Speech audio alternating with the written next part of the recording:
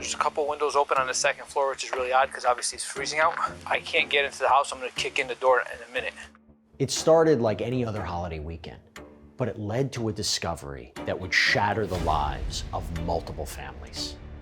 I remember hearing on the CB radio, "We're gaining access. We need you here." And the radio went down. When the cops got there, they couldn't believe what they saw. We know where Christine is. Oh, you guys found her? Yes. Well, you want to hold the baby? Christine's dead. Everyone, I'm sure, is hoping that that child is still out there and alive. Now, what happens if we never find Vanessa? What you mean? What happens if we never find Vanessa? How do you tell a parent her daughter's dead and her granddaughter's missing? No one should have to do that.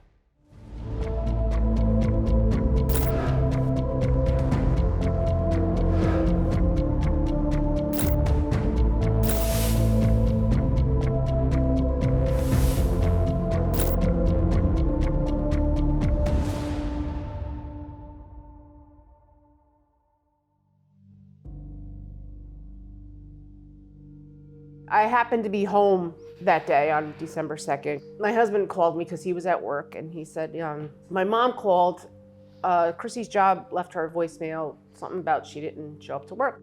The world is returning to work after the long Thanksgiving weekend, but for the friends and family of Connecticut mother Christine Holloway, they sensed that something inside of her Ansonia apartment was deeply wrong.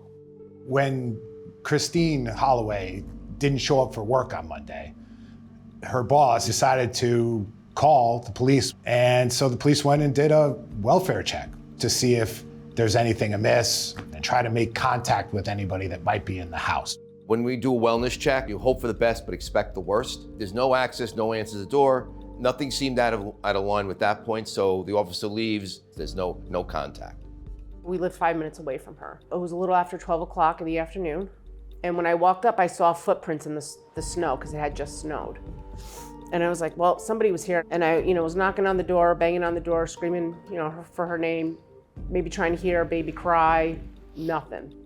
Now, Christine Holloway was in this relationship with then 43-year-old Jose Morales, and he's actually the father of her 1-year-old daughter, Vanessa. So immediately, the family turns to him. So we ended up going to New Haven. I knocked on his parents' door, and he acted like he had no idea what was going on. At that point, that's when I started calling all the area hospitals. We went back to her apartment, and that's when I called the Ansonia PD. The police get a number to her boyfriend, his Jose Morales. So the officer goes into the patrol area and does a recorded phone call. Obviously, Morales is somebody the police need to speak to. He would spend weekends with Christine and the baby. So theoretically, he could be the last person to see her. You said you saw her leave this morning. I saw her leave early in the morning to go to work. That's about it. Who is she with when she left? 24, 23. Do you have a key to her house? No, I don't. Did you talk to them at all today? Your Christina or your daughter? I did first thing in the morning. You guys both left her house together this morning. No, I talked to her. When's the last time you saw her then? Friday. The officer speaks to him and says, listen, we're trying to see when you last spoke to Christine. And he said, well, she left in the morning. Okay, you saw her. He seems a little distant in the conversation. And then he goes, well, I didn't see her. I spoke to her very briefly over the phone. You just said story A to one officer, and within a minute and a half, 2 minutes, now you're saying story B. That starts the wheels kind of turning now. No text message at all between the two of you today? I tried for her a couple of times, but she hasn't answered. So let's check the voicemail. Does this seem odd to you that you haven't been able to talk to her all day today? Why would you? Yeah. Because nobody could get a hold of her, she didn't show up at work? The officer went in the back to call him. Then he came back and his whole attitude changed. And he looked at me and he said, what did he say to you when you went to the house? I said that him and Chrissy left this morning. Chrissy got in the car with the baby, went to work. I said, why? What did he say to you?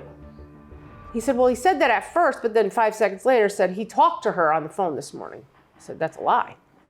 Just minutes later, at around 8:45 that night, police return to the apartment, and the front door is locked, so it doesn't appear that anyone has broken in. Earlier today, we had a missing person, technically, just to try to make contact with at number 6.5 Myrtle Ave. They came out, they said, nobody's home. She's a mother of a 1-year-old. She always shows up at work. She always contacts us. We haven't heard from her. This is really, really bad. We have a bad feeling. Talked to the boyfriend. Boyfriend says, I haven't seen her. So the police do a walk around to see the vicinity, to see if there's any signs of any kind of break-in or anything like that, or a struggle outside, or a broken window, things like that. You have a 1-year-old unaccounted for. You have a woman who's been unaccounted for over at least a day. So they are going to enter the apartment. There's a couple windows open on the second floor, which is really odd because obviously it's freezing out. I can't get into the house. I'm going to kick in the door in a minute. Police department. They enter the apartment. Some things are out of turn. Police department. Please. Police department. And then they go to the bathroom. What? Dude. What? Holy Get the DV here. And in the tub is a female body, and bloody as all can be. And it's later determined, obviously, it's Christine Holloway. And I just remember my husband freaking out. Danielle got a call that they're taking her house off. I collapsed in the lobby, screaming, no, no, no, no, no. And I remember my husband saying, she's gone. I said, stop saying that. We don't know what's going on. And I'm like arguing with him. And he turned to me, grabbed my hands, looked me dead in my eyes and said, she's gone. It was a gruesome scene inside the bathroom where she was. I think they can determine right away that this wasn't someone that slipped in the bathtub. And they were able to determine that there was 8 blows to the head of blunt trauma, at least that many. And as I collected myself, I was like, wait a minute, they said Chrissy, but where's Vanessa? So I ran back into the room and I said, where's the baby? And the 2 detectives looked at each other and said, what baby?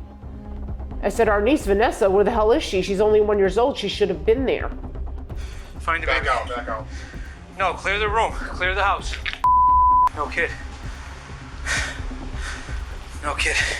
Go do a neighborhood canvas, please. Names, times, cameras, anything we could get. That starts the wheels in motion, and it really changes dynamic. The paramount thing is we've got to find the baby, but they can't locate her. So they start to then go around the rest of the house, and they did find a significant amount of bloodstains and toys and things like that from the little girl that the couple shared. So the responding officers found evidence of violence throughout the apartment. More importantly, there were signs to responding officers to tell that the person who committed the crime had gone to great lengths to try and cover it up. We had to leave there and go to my mother-in-law's house in Bridgeport to tell her that her oldest daughter's gone. That's the worst night of my life. No one should have to do that. I was in Nashville when Stephen and Jody called me. I broke down and just started screaming and ran out, and I went home and I immediately just started packing a suitcase. And then I got to the airport and all I did was look at every single kid in that airport all the way back to Connecticut, trying to see if I could find Vanessa. Today, the identity of the female victim found inside 6.5 Myrtle Avenue on Monday, December 2nd, 2019, was positively identified as Christine Marie Holloway, age 43, the mother of Vanessa Morales, our missing 1-year-old baby. It is imperative that we find Vanessa. She's a 1-year-old child who is wholly dependent on others for their care and well-being, and we know locating Vanessa would bring a sense of relief to her family. We, the family, would like to ask for everyone in our communities and beyond us to help bring baby Vanessa home safely. Let's be honest, Chrissy was the favorite. She was the favorite. She was the favorite. So Grammy loved everybody, but Chrissy was the golden child. I just remember her big belly laugh. She had the best laugh. She did. She really had the best laugh. It was a contagious laugh. She was very motherly with everybody, even her siblings. Like, she always looked out for all her siblings. She's one of 5. She was the first Holloway that I met. She immediately made me feel like a member of the family. She was basically like my little sister. She was my first niece. I moved to Nashville in October of 2019. We FaceTimed a lot with Vanessa. During bath time, we would have dinner together on the phone. It was really amazing because when I came home, Vanessa, she remembered me just from the FaceTimes, you know, and I'll never forget that day. She just opened her arms and just came into my arms. I would say her passion in life was to be a teacher. She loved being a daycare teacher. Vanessa was attached to her hip. She called her little butterfly. And it's so crazy, as you say, butterflies, that today we were standing in the parking lot, gathering together, and this big bright orange butterfly came and flew. It was so random, but like, so we know that she's always with us. And now we just want to find Vanessa.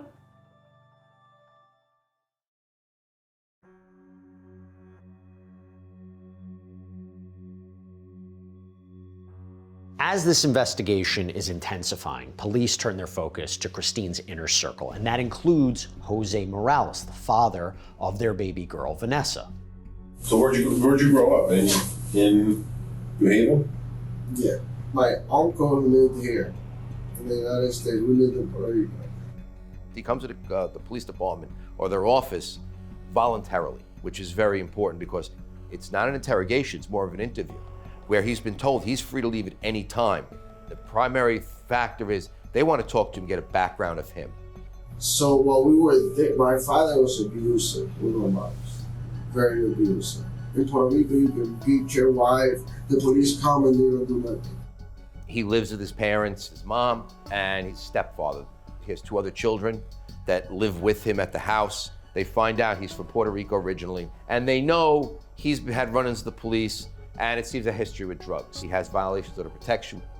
When interviewing Morales, detectives don't want to let on that they know more than he thinks they do. And that includes leaving out a key detail, that Christine's body has already been found. That's a classic detective interview technique. It's leaving out a key piece of information.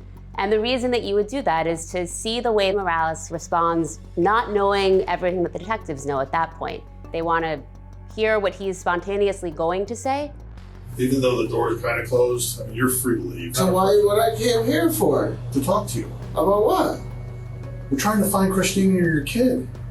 All right, that's exactly what I've been trying to call her too. Okay. All right. All right. So we're in the same page. Okay, good. When's the last time you talked to her? I talked to her, I think it was Monday morning when she was going to work. So that was yesterday morning. Okay. Yeah. So that was talking on the phone or in person? On the phone. We're going to look at what the detective has when he's going into this room. He has story A, which he received from the initial phone calls with the cop and the sergeant, where he said he saw them, then he spoke to him on the phone briefly. Then they have story B from the father, the stepfather. The stepfather says that they were there. He left with her on Friday. Did you stay over there this weekend? No. Do you normally stay over there during the weekend? Sometimes I do, yeah. When's the last time you saw her in person? Friday. And where was that? At my house. With Vanessa? Yeah. So where did you stay over the weekend? I stayed with my friend Hector. Does she have any friends that she hangs out with? Not that well, we're boyfriend, girlfriend, but we're not that close either. Jose is denying that he even saw them.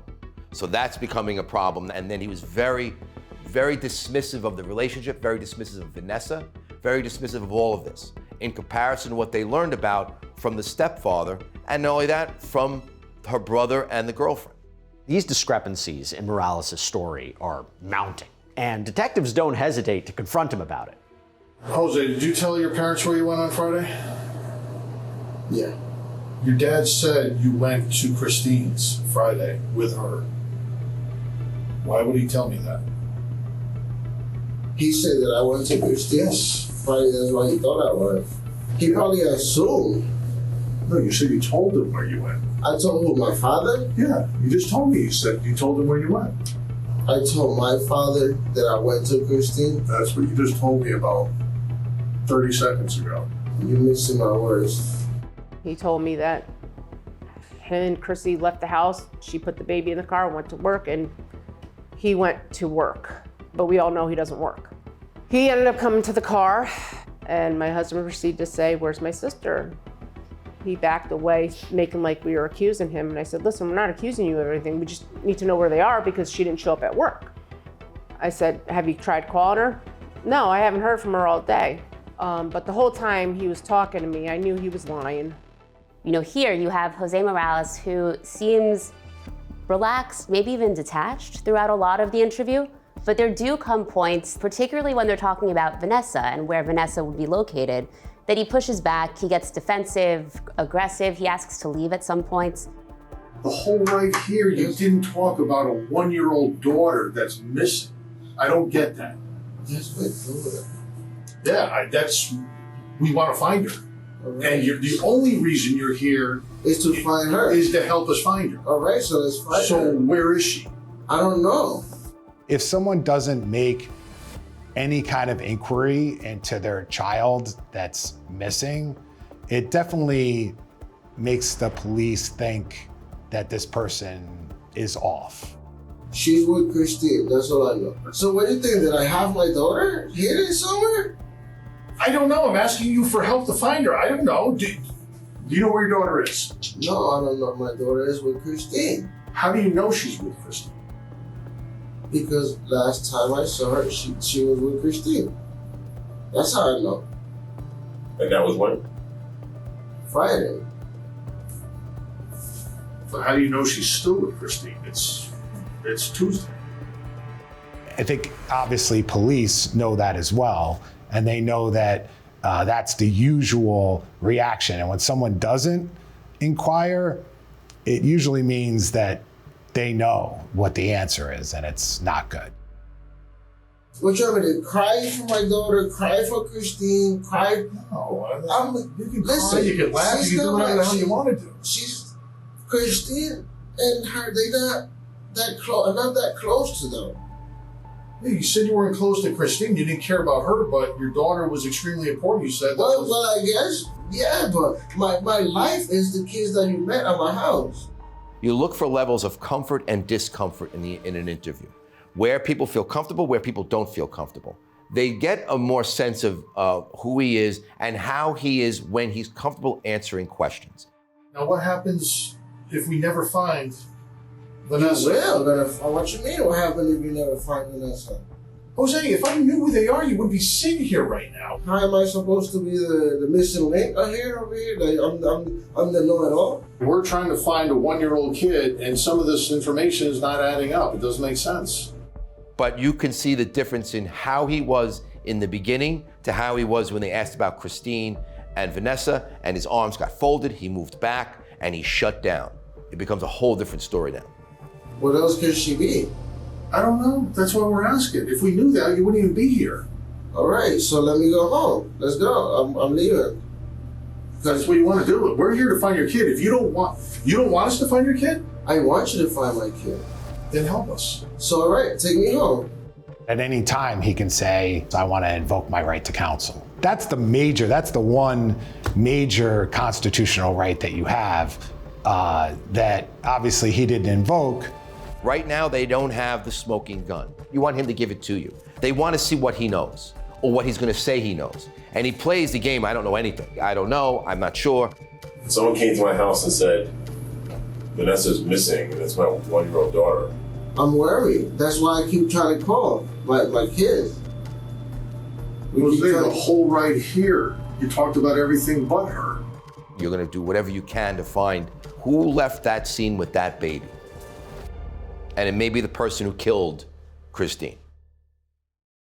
Real quick, we're going to jump right back into this, but obviously this is a story that we wanted to bring to you here on Prime Crime. And the reason that we can do this is not only because of the incredible support that we get from all of you out there, and thank you so much for that, but it's also because of the incredible support that we get from our sponsor, Upside. Now, this is the free app that gets you cash back on daily essentials like gas, groceries, food. So when I pump my gas, I can use Upside. I go out to lunch, I can use Upside. I get something at a convenience store, I can use Upside. And why not get cash back when I do all these things, right? This is actual, real cash back. It's money that appears in your Upside app that you transfer right into your bank account. So once you have the free Upside app, you claim an offer for whatever you're buying on Upside. You pay as usual using a debit or credit card. You follow the steps on the app, you get paid. So to find out how much you can earn, click the link in the description to download Upside or scan the QR code on screen. But make sure to use our promo code PRIMECRIME because you'll get an extra 25 cents back on every gallon on your first tank of gas.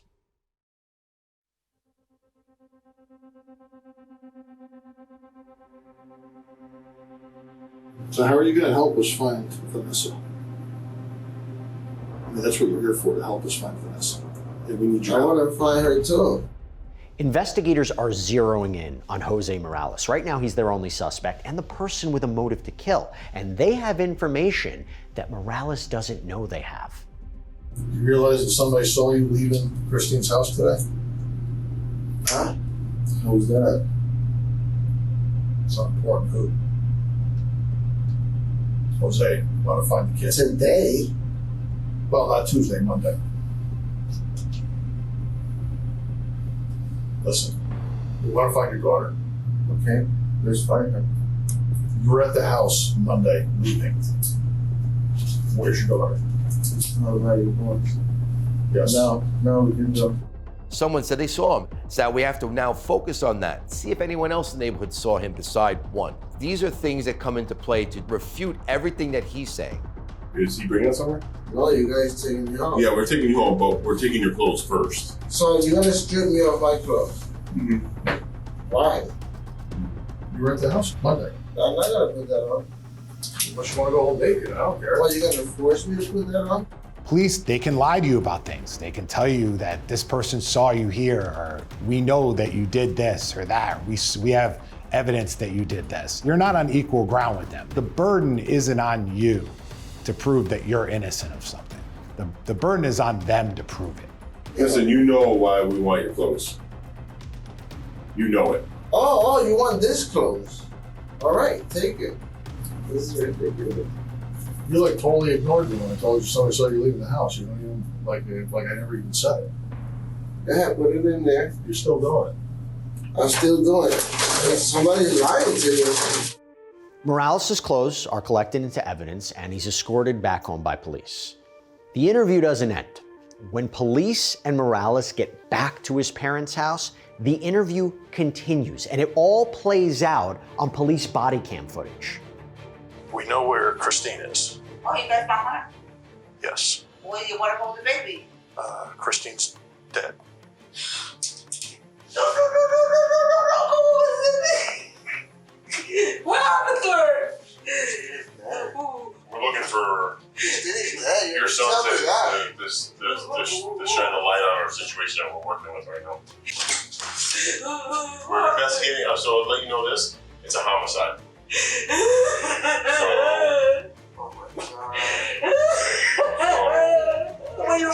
She's at her apartment. Oh my God. It may have seemed very matter of fact. I think what they were doing was to gauge how the response would be, and you saw major responses. The mother is devastated, up screaming, very emotional. The stepfather is upset. Jose, where you was today? I don't know. What you want me to come up with an idea, make something up? What you want me to think? What you want me to say? To just invent a situation? Why don't you tell us the story if you want to say something to your mother? If you look at the stepfather, you know something's up. The video shows Jose sitting and he just rubs his eyes. Was in her house all day? I don't know. What you mean you don't know? She wasn't there. Where you was there? I was hiking.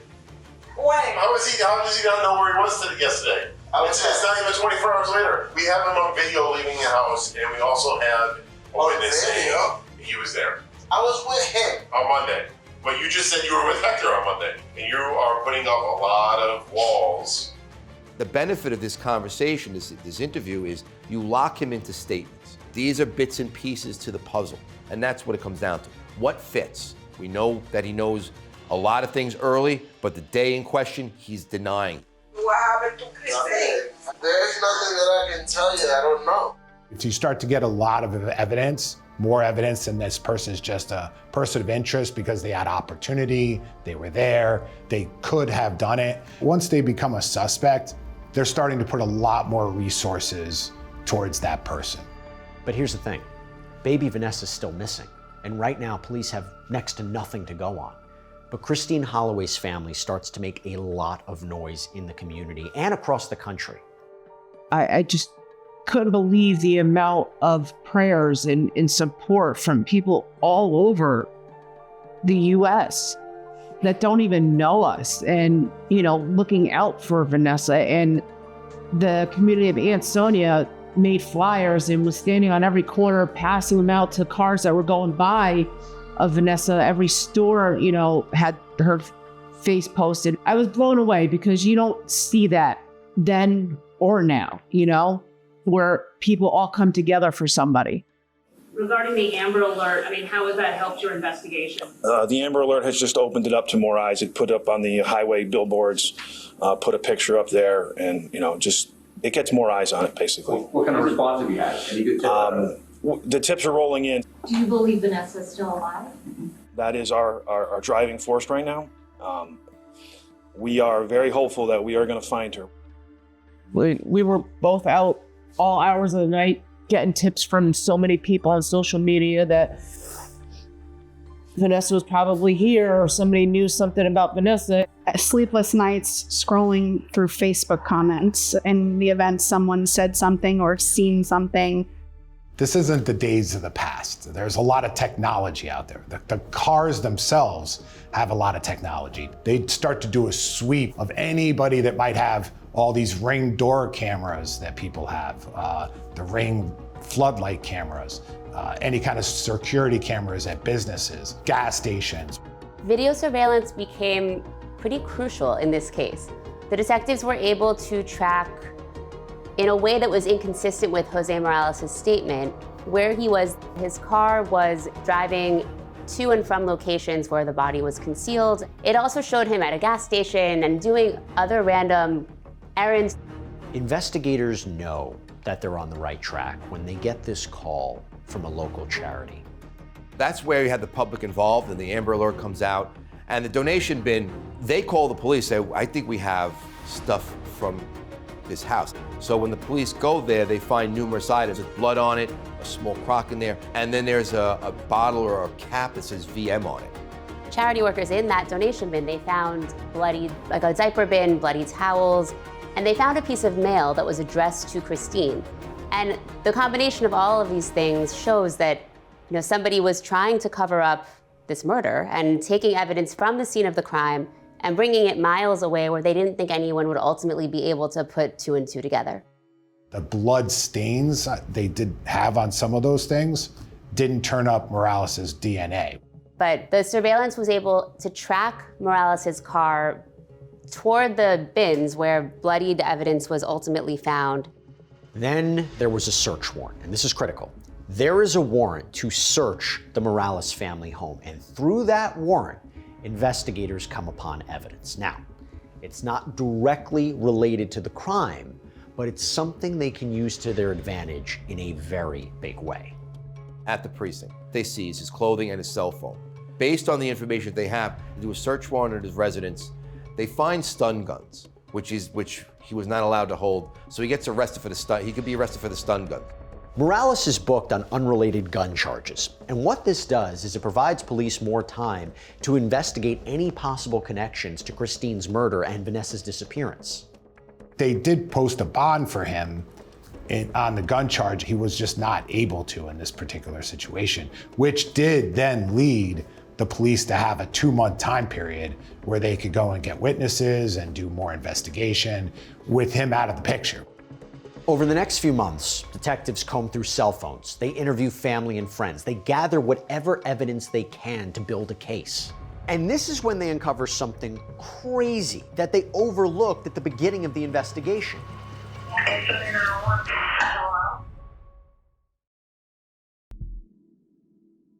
While investigators are looking into Morales' potential involvement, they come across this cryptic, fragmented call to 911. It was sort of dismissed the day before Christine's body was found.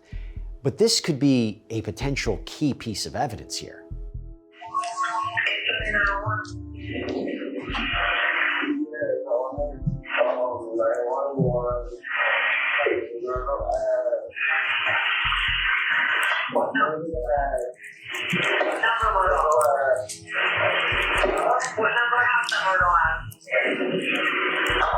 Where are you on Myrtle Ave? Where are you on Myrtle Ave? What number? Hello? It was a strange call. There wasn't a lot of words said. It was sort of some mumbling, and then maybe there was a woman's background saying, who are you talking to? What are you doing? So it kind of gives you some insight, but the timing of it was, they believe, possibly before her death, which does raise some questions. When investigators start really digging into Jose Morales, they find a lot. First, there's the timeline. Friday, we know he left with her based on the statements by the stepfather. We know he was there on Monday. Now we want to track his whereabouts between Friday and Monday. You have to do a search warrant on his cell phone, you do a cell site search.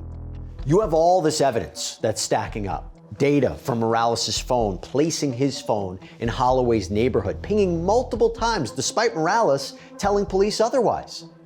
Police also recovered a trash bag with Holloway's blood from the trunk of Morales' car, but still, they never find a murder weapon. I think there was hairs in her hand that match up to Jose. The blood trace evidence that leaves that location was found in his vehicle, was found on his person, on his clothing, tying him to the scene. He stayed at that house, so his DNA would be at that house, but her blood all over his shirt, the amount of blood she bled, brain matter on your shoes, that ties him in.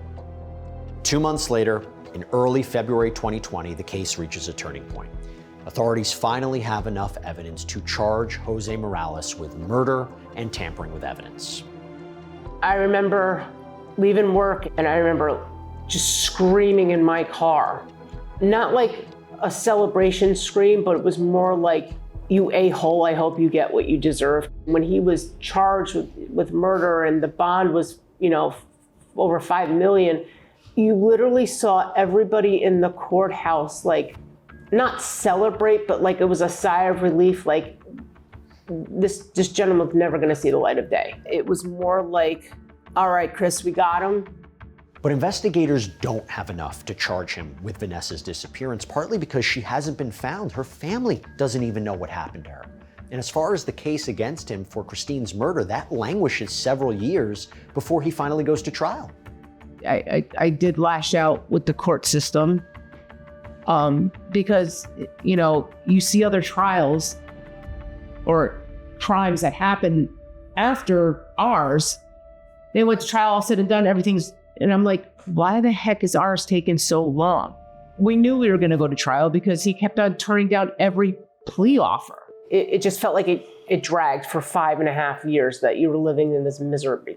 And we kind of didn't move forward with this, but more as it dragged us right back to that day, all over again. Every time, yeah. It was always going back to December 2nd again. This case finally goes to trial, and the prosecution's witnesses get on the stand and immediately lay everything out. I was concerned because it wasn't like her. She was always consistent, always on time or before time. And so I was just hoping nothing had happened to her. When I walked into the bathroom, I noticed in the tub a pale, naked female body laying in there. In the living room, on the carpet next to the crib, was a large, dry blood stain. It was very faint almost like it appeared to have been recently washed. The ceiling fan was left on. It was extremely cold out. Windows were open.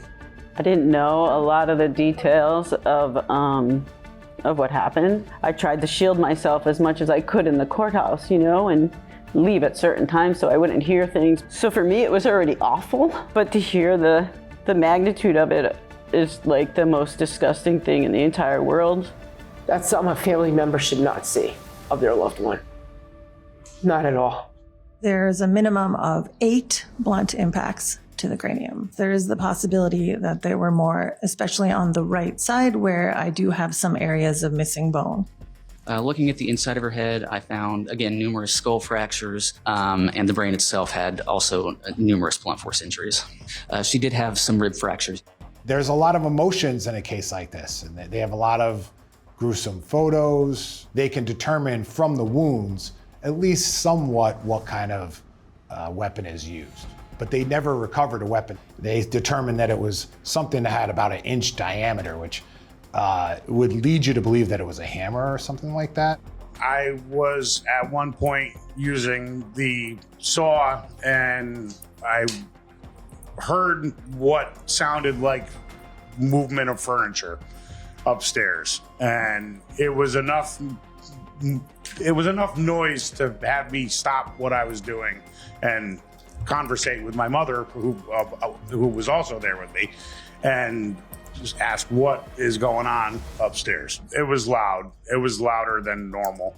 When we left out the back of our house and you walk up her driveway, and as soon as you walk out the back, there's a red house next door, and there was a man standing in the corner of the house by the garage. It was a very windy, cold day, and I think it was snowing or raining, and it was just odd that someone was standing there on his cell phone.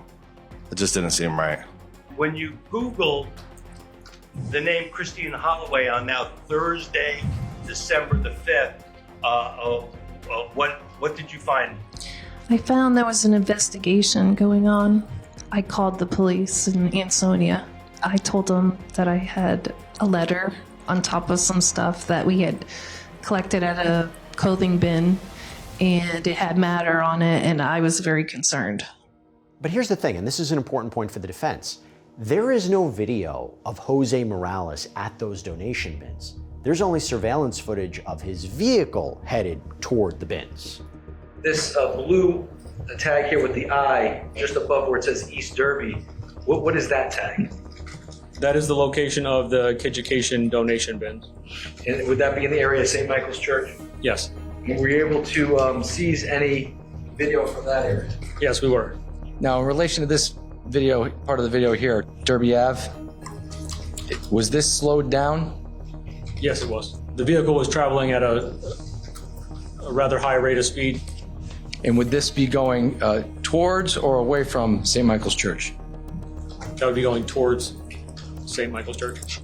And then Jose Morales' defense strategy takes center stage, and soon everyone hears a completely new story from Morales himself. He gets up, he starts pacing, you scratched me. I'm going to give you a little behind the scenes pointer on something that we do here at Law&Crime. So we use a service called Truthfinder to look up the people in our cases. This is the powerful background checker. It is amazing because you plug in a name and you get all this information, address information, criminal history. Honestly, this can give you some peace of mind. I'll tell you what, Truthfinder, it's one of the largest public record search services in the United States. And with a paid subscription service, you can get access to unlimited reports about almost anyone. And that includes looking up registered sex offenders in your area too. So stay informed, stay safe. Check out Truthfinder now at truthfinder.com/LCPrimeCrime.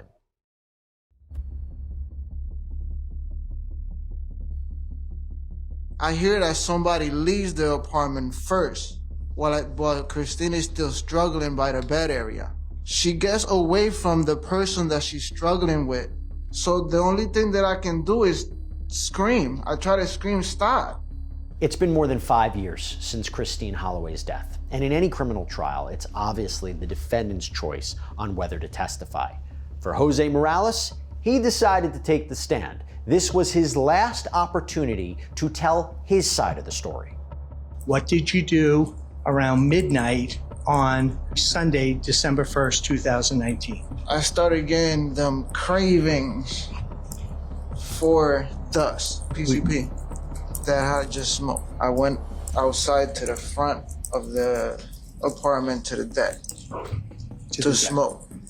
I stumbled my way inside of the apartment and I went into the bathroom and I was sitting right on the toilet looking out the window. And then I saw two individuals walking on the sidewalk across the street. One of the individuals started walking across the street towards the apartment. Warning signs and bells and alarms started running through my head. But because I was so intoxicated, I couldn't really move. I grabbed my phone and I dialed 911. The way his affect on the stand comes across, he really testified about the murder of his then girlfriend in a very matter-of-fact way that to jurors might have come across as insincere, unbelievable, and just not really making much sense. I got hit on the right side of my face, but I'm on the floor and I can hear that there's a struggle going on in the bed area. I hear that somebody leaves the apartment. Somehow, Christine got away from whoever it is that she was fighting with and tried to run out the apartment to go after the guy that left the apartment with Vanessa. So he hits her first, one time. He's angry and he's cussing out. He hits her 2 more times. He got a crowbar in his hand. I tried to do something, but I can't because I'm stuck. I'm PCP and I'm stuck. I couldn't move. I tried to scream, stop. He looks at me, he points at Christine with the crowbar. Morales' defense is that he was high on PCP, he was there, and that he watched it happen. You very rarely do put your own client up on the stand. In this case, Morales had to testify. He said that if I call police, the same thing that happened to Christine will happen to my daughter. When you heard the words that the man said to you, what effect did it have on you? It terrified me. I wanted to call police, but at the same time, I kept hearing those words in my head. There was a bag on the floor. I grabbed it and I started putting stuff in it. What kind of bag? A garbage bag. That goes towards the tampering evidence charge. From a prosecution standpoint, there's no reason to destroy evidence or tamper with evidence if you didn't commit a crime to begin with. You're obviously covering something up. And the defense does something else. The defense even presents surveillance footage of this car. What is this car? They seem to suggest that this is the true killer's car that is captured on nearby cameras. Now, unsurprisingly, the state has a lot of questions for Morales about his story. You stated on direct that you saw people coming into your home. That's correct. And you stated that you watched somebody grab Vanessa and run out of the house. Is that correct? I heard. I didn't see the person, but I heard. You heard somebody run out with Vanessa. You don't know that. That's what you're saying. No, somebody did run out with Vanessa. But you said you couldn't see it. You were down on the ground. I was down on the ground, yes. So you didn't see it? Did you see it? I didn't see him run out. At that point is when you saw the second guy then beat Christine down with the crowbar. I see Christine running towards the door area. The guy is running after her, and he hit her with the crowbar. Mr. Morales, did you kill Christine Holloway? No, I did not kill Christine Holloway. Doctor, can the ingestion of PCP cause mind-altering effects? Yes. This particular controlled substance is well known for causing mind-altering effects, very harsh mind-altering effects, breaks in reality, loss of perceptual functioning.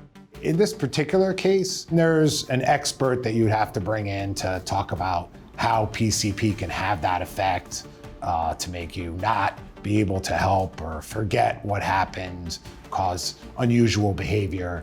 And you hope that that's enough to convince the jury that they didn't meet their burden of reason beyond a reasonable doubt.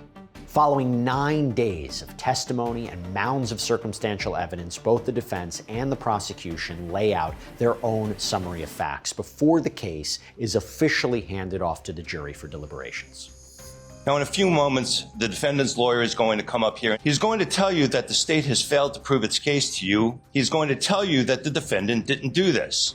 Why would you believe that home invaders who committed murder and kidnapped a child would leave behind a living witness?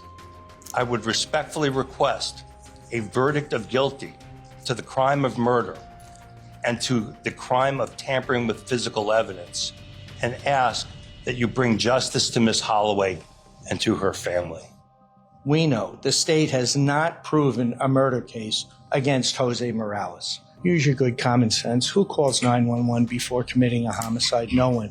In a murder case, the state has to show there was specific intent to kill. It's not here. Use your good common sense and render the fair, just, and reasonable verdict of not guilty to the offense of murder. Has the jury unanimously agreed upon a verdict? Yes. For 8 hours, everyone is anxiously awaiting a verdict, and when it is announced that the jury has reached a decision, Jose Morales, he is sitting there stoic and silent. In the first count of the amended information charging the defendant Jose Morales with the crime of murder, how do you find the defendant as to the crime of murder? Guilty. This jury flat out rejected his account of what happened to Christine. They didn't believe him. And months later, in July of 2025, that is when Jose Morales faces his sentencing.